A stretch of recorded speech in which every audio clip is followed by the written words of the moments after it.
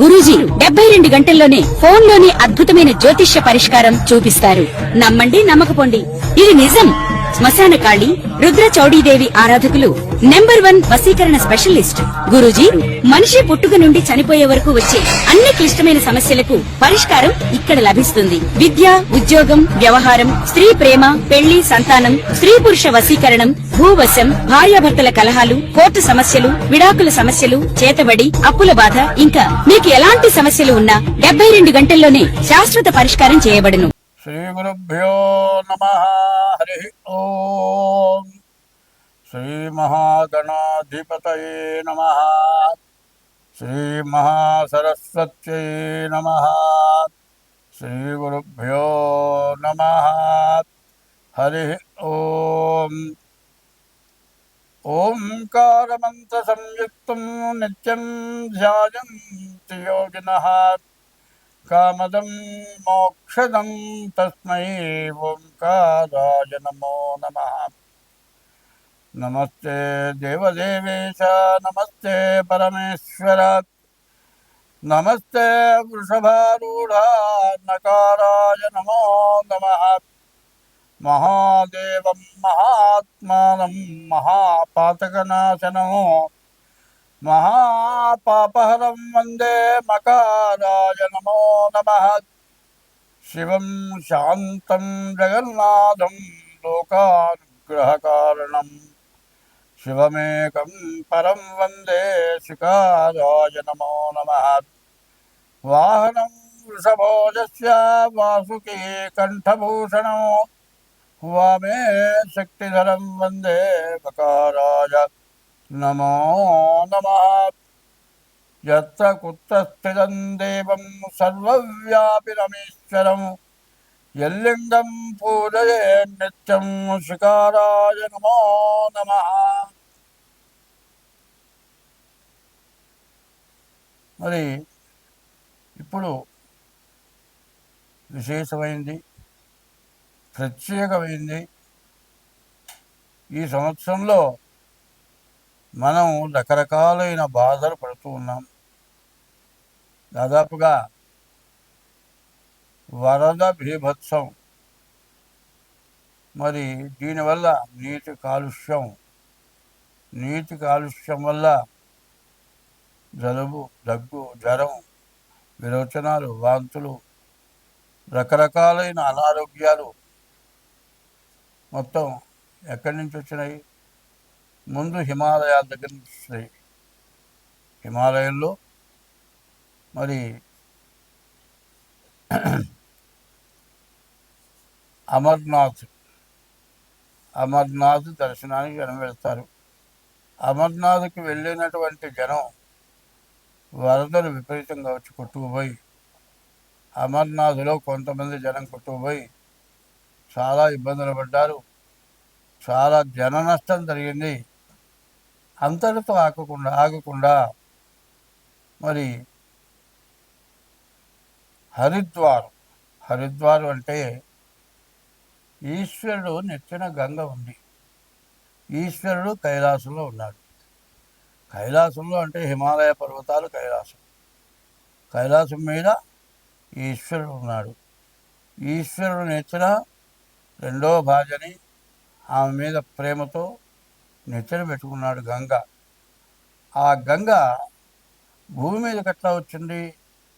ఈశ్వరుని ప్రార్థిస్తే ఆ గంగ ఒక బొట్టు, మరి హరిద్వార్ అంటారు, హరి యొక్క విష్ణుమూర్తి యొక్క పాదాల మీద ఒక బొట్టు పడ్డది.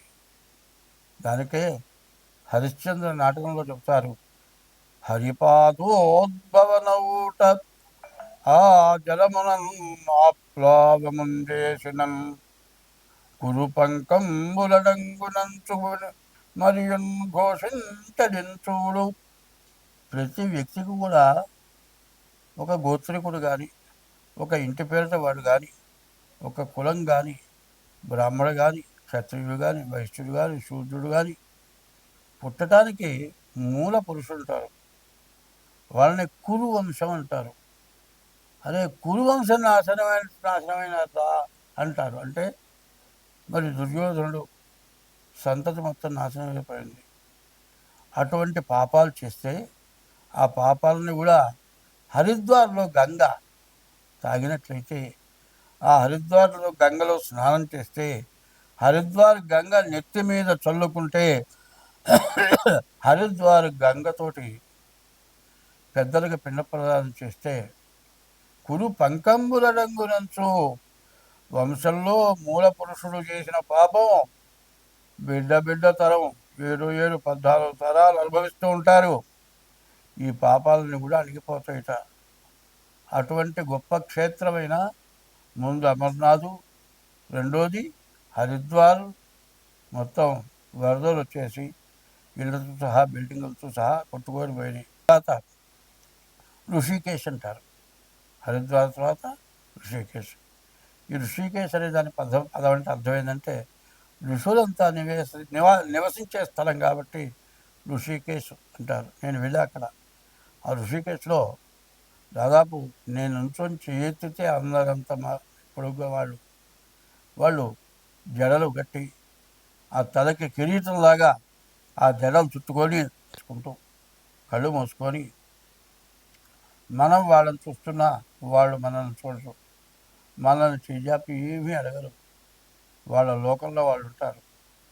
అటువంటి హరిద్వార్ కూడా ముందు అమర్నాథ్, 2 హరిద్వారు, తర్వాత ఋషికేశ్, ఇవి కొట్టుకోవాలి. ఇవి చాలక చివరికి కాశీ గంగ పొంగి మరి కాశీలో విశ్వేశ్వరాలయం లోపల దాకా నిలుచున్నాయి. సరే దట్టా ఉంచండి. మనం ఇప్పుడు తెలంగాణలో ఉన్నాం. తెలంగాణలో వరదలు వచ్చి మరి దాదాపు 1 నెల రోజులు ఆ వానలకి వర్ష భీభత్సం, మరి డ్రైనేజీలు పొంగి ఆ నీళ్ళన్నీ కూడా తాగే మంచినీళ్ళలో కలిసి ఆ డ్రైనేజ్ వాసనలు దానికి రకరకాలైన వ్యాధులు వచ్చి ఇక్కడితో ఆగక ఆంధ్రాకి వెళ్ళిపోయి ఆంధ్రాలో విజయవాడ కృష్ణా నది కూడా పొంగి రైలు పట్టాల పైకి వచ్చినాయి. ఎందుకు ఇట్లా జరిగింది? ఇది ఏమిటి? నేను మొదటి నుంచి కూడా ఒకటే చెబుతున్నా, అయ్యా మార్చి 30వ తారీఖున 6 గ్రహాలు ఒక చోట కూడినాయి. షడ్గ్రహ కూటమి వచ్చింది. దీనివల్ల రకరకాలైన బీభత్సాలు వస్తాయి. మరి దేశ విదేశాలు, ప్రపంచ దేశాల్లో కూడా చాలా నష్టాలు, కష్టాలు, వరదలు, భూకంపాలు, సముద్రం ఉప్పొంగటాలు, ఉప్పెళ్ళు ఇట్లాంటివన్నీ రావటమే కాక చాలా జన నష్టం జరుగుతుంది అని చెబితే, ఏమయ్యా నువ్వు రాశి ఫలాలు చెప్పవయ్యా అంటే, ఏంది చెబుతున్నావు? ఓ ముసలాయన నోరు మూసి కూర్చో, నా రాశి వరకు చెప్పమంటే తులారాశి చెప్పమన్నారు, తులారాశి చెప్పకుండా వెళ్ళి చెప్తావేంటి అని అన్నవాడు కూడా ఉన్నారు. ఇదంతా ఎందుకు చెప్పాను అని కొద్దిగా మనస్సు పెట్టి ఆలోచించండి. మనకు చెడు టైం వచ్చింది. చెడు టైంలో చాలా చెడు జరగబోతోంది. దాన్ని తప్పించుకోవాలంటే దైవ బలం అనేది ఒకటి కావాలి. ఆ దైవ బలం ఎట్లా ఉంటుందో ఒకటి చూపిస్తా. వరదలు వచ్చేసినాయి, కొట్టుకొని పోతున్నాయి. కార్లు, బస్సులు మరి ఎన్నో కొట్టుకొని పోతున్నాయి. ఒక కుర్రవాడు వస్తున్నాడు. వాడు వరదలో కొట్టుకొచ్చాడు. వచ్చి ఒక చెట్టు వచ్చింది. చెట్టు అడ్డం వచ్చింది. చెట్టు ఎట్లా ఆగిందో తెలియదు. ఆ చెట్టు కొమ్మ పట్టుకొని ఆగిపోయినాడు. ఒడ్డున ఉన్నవాళ్ళు తాడేసి ఇంకోటి తాడు కట్టుకొని ఈత కొట్టుకుంటూ వెళ్ళి వాడిని ఒక్కడిని రక్షించగలిగారు. ఎందుకు వాడిని రక్షించగలిగారు? యూట్యూబ్లో చూపించారు కూడా. ఎందుకు రక్షించగలిగారు? వాళ్ళు చేసిన పాపం పరిహారం అయింది. అందువల్ల అంతమంది జనం పోయినా కూడా వాడు ఒక్కడు బయటపడగలిగాడు. కాబట్టి నేను చెప్పేది, ఈ చెడు టైంలో మనం ఏం చేయాలి? ఆకలైనప్పుడు ఏం చేస్తున్నాం? అన్నం తింటాం. ఆకలైనప్పుడు అన్నం తింటుంటే ఏందిరా అన్నం తింటూ ఆకలి ఏందిరా? ఏంది ఆకలి నాకు కనపడట్లేదు. ఆకలి నాకు కనపడుతుందా? కనపడదు. కడుపులో ఆకలి అనేది వాడికి తెలుస్తుంది, కానీ పక్కవాడికి తెలుస్తుందా? పొట్ట బాగానే లావుగా ఉంది కదా, ఆకలి అంటావేంటిరా?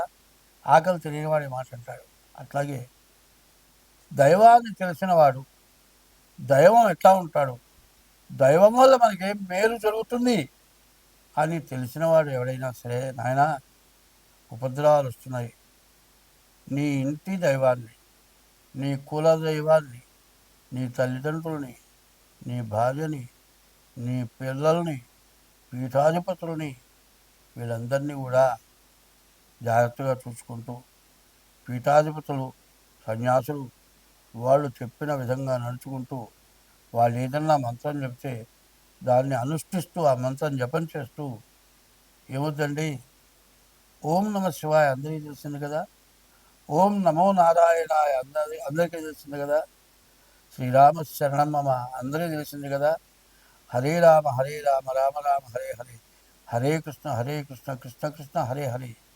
ఒక ఉపదేశంతో పనిలేదు. ఉపదేశం దేనికి అంటే నువ్వు నమ్మకంగా చేయాలి అని ఉద్దేశం పెట్టుకొని ఉపదేశం తీసుకోవాలి. అట్లా ఉపదేశం తీసుకున్నప్పుడు నువ్వు నియామకంగా చేస్తావు.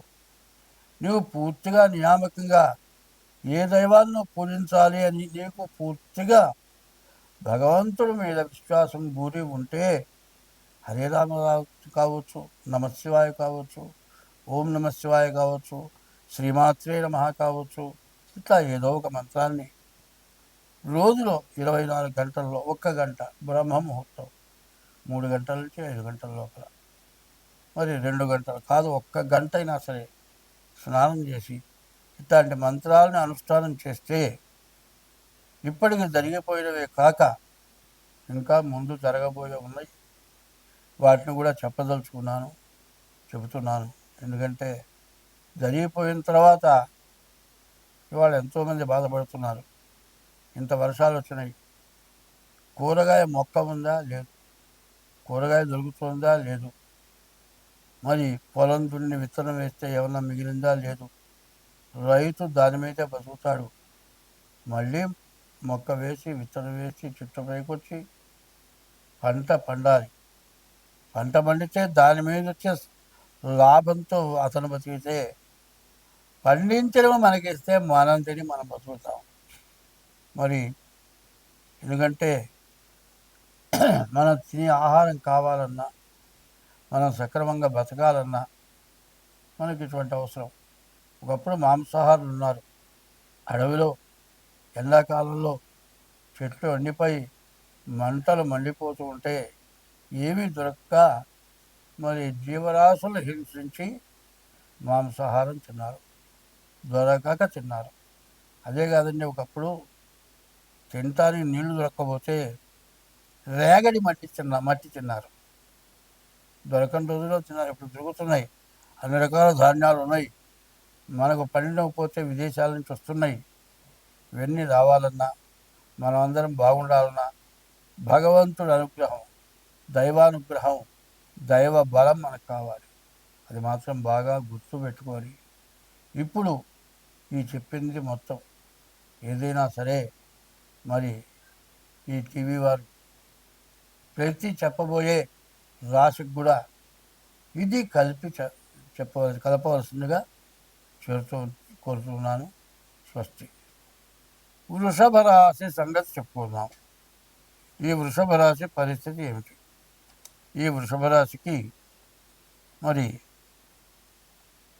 7వ తారీఖు వచ్చే చంద్రగ్రహణం వల్ల మరి ఈ వృషభ రాశికి 10ంట రాహు ఉన్నాడు.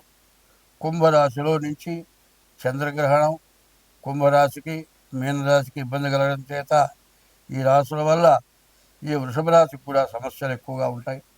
తర్వాత ఆర్థికమైన సమస్యలు, వచ్చేసే ఉద్యోగం లేకపోవటం, ఉద్యోగానికి మానుకొని రావాల్సిన పరిస్థితులు రావటం, చదువుకునే పిల్లలు చదువు సాగకపోవటం, పిల్లలైనా తొందరపడి కాపీలు కొట్టడం కానీ, కనీసం పరీక్షకు పోకపోవటం కానీ, దీనివల్ల చాలా సమస్యలు, చాలా ఇబ్బందులు రావడానికి అవకాశం ఉంది. చదువుకునే పిల్లలకు, ఉద్యోగం చేసే వాళ్ళకి, వ్యాపారస్తులకి, తర్వాత వ్యవసాయదారులకి మరి విదేశాల్లో నివసించే వాళ్ళకి రకరకాలైన బాధలు, అనారోగ్యాలు. ముందు ఆరోగ్యమే మహాభాగ్యం అన్నారు. ఇప్పుడు వచ్చినటువంటి ఈ వాతావరణ సమస్యల వల్ల అనారోగ్యాలు, ఈ అనారోగ్యాలు ఎంతవరకు వస్తుందంటే వెంటనే ట్రీట్మెంట్ చేసుకోకపోతే చాలా రకాలైన సమస్యలు. తాగేటువంటి నీళ్లు కాగబెట్టుకొని తాగాల్సిందే.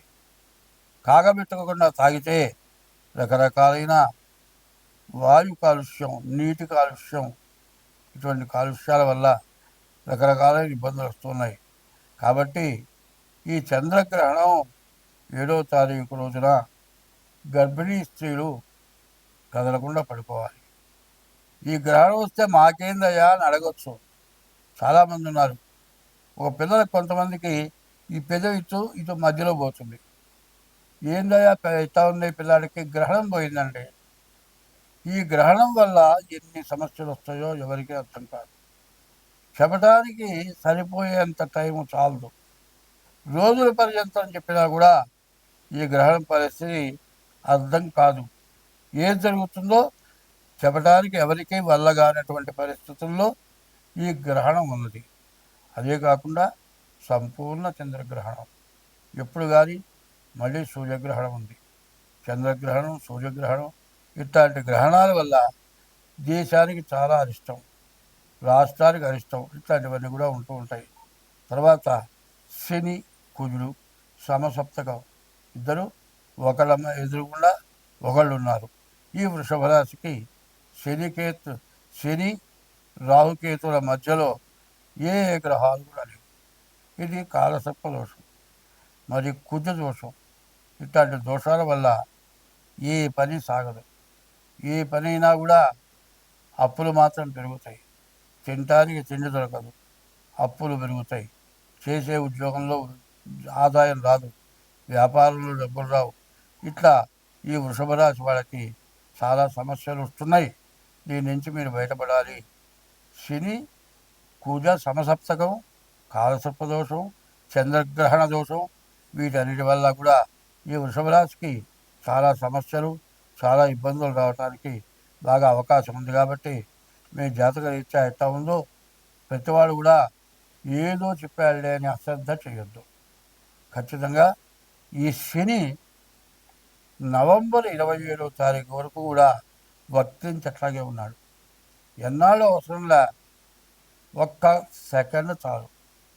శని ఒక్క దెబ్బ కొట్టాడంటే మళ్ళీ రావాలి. ఇప్పటిదాకా బాగున్నాను కదా, మరి ఇన్నాళ్ళ నుంచి బాగానే ఉన్నా కదా, నవంబర్ చెప్పాము, అక్టోబర్ దాకా బాగున్నవాడు ఏమంటా అంటే ఈయనేదో చెప్పాడు, ఇప్పటిదాకా నేను బాగానే ఉన్నాను, రేపు మాట్లాడన్న రోజు కూడా దెబ్బ కొట్టచ్చు. కాబట్టి ఈ రాశి వాళ్ళు, ఈ వృషభ రాశి వాళ్ళు చాలా జాగ్రత్తగా ఉండి మీ యొక్క దోషాలు పోవటానికి తగినటువంటి జాతకాలు చూపించుకొని తగినటువంటి శాంతి తీసుకోండి.